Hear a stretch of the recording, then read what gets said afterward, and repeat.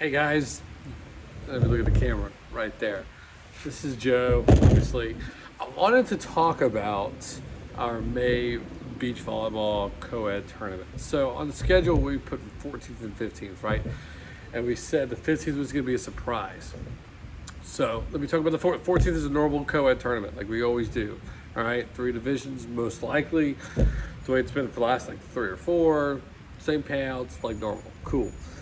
Now let me get to the fun part. All right, May 15th. This is something I've been thinking about for about a year or so now, and I'm so excited to try out. Okay, it could bomb and everybody could hate it. You know what? And I'm gonna say, you know what? Never again.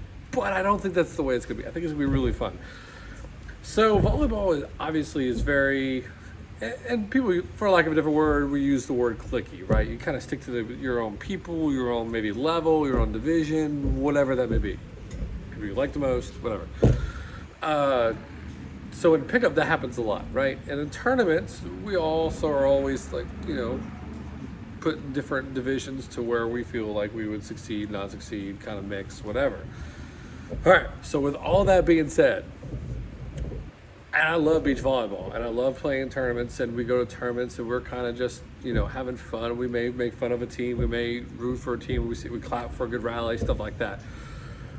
My favorite thing about beach volleyball is watching college beach volleyball, and not because they're great college athletes, but because you start seeing the entire team start rallying behind a team, and you start seeing them just kind of go, and you see an entire, 10 people, 5 teams and more, all root for the common goal. Something that we don't do in an adult. Like you go to AVP tournament, you're playing individually, right? You go to Birmingham Beach tournament, you're playing, and I say individually, as your own team. Yeah, you can say good job or whatever, but sometimes I feel like we get lost in our own, what we're doing. We're focused on us, so we're not worried about also everybody else. And something that I really try to do is look at everybody. I want everybody to have fun. That's always my thing. And play good ball. So I was like, how can I make this a college format? So when I say college format, it's kind of like you take your 5 best teams and you play other 5 best teams or whatever. Okay, so this gave me the grand idea. I was like, okay, so what if everybody signs up for this tournament, and we're gonna say it has to be in increments of 5. So 5, 10, 15, max 20 teams max. Right now, we're usually maxed at 24, which means spots will be a little bit more limited than they are already now. Let's say we get 20 teams. What we'll do is we'll all come, and you'll already have your partner that you want to play with, co-ed-wise. So, I play with Audrey this tournament.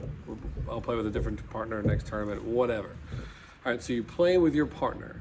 You sign up with your partner, the person you want to play co-ed with. You show up to the tournament, and here's what we're going to do. We're going to draw out, all right, 4 different teams that are going to be captains, okay?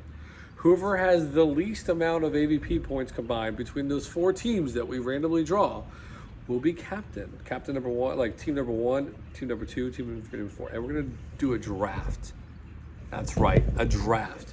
To where team 1 will pick the first team, and then the second team will make a pick on whoever they think their next best team is.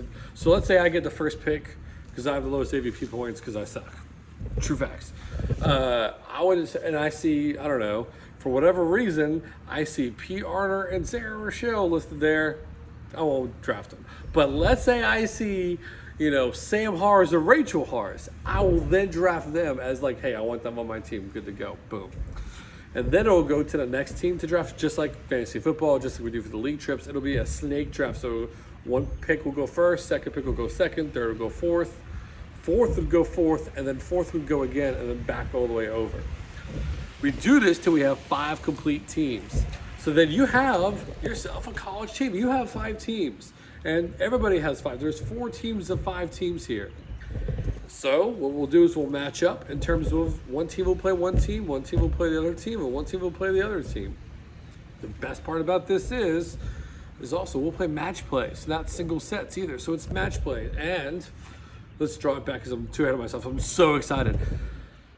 Whoever the captain is, they'll talk to their team. Whoever they draft, they'll pick a team name. And then they're going to have to seed their teams 1 through 5.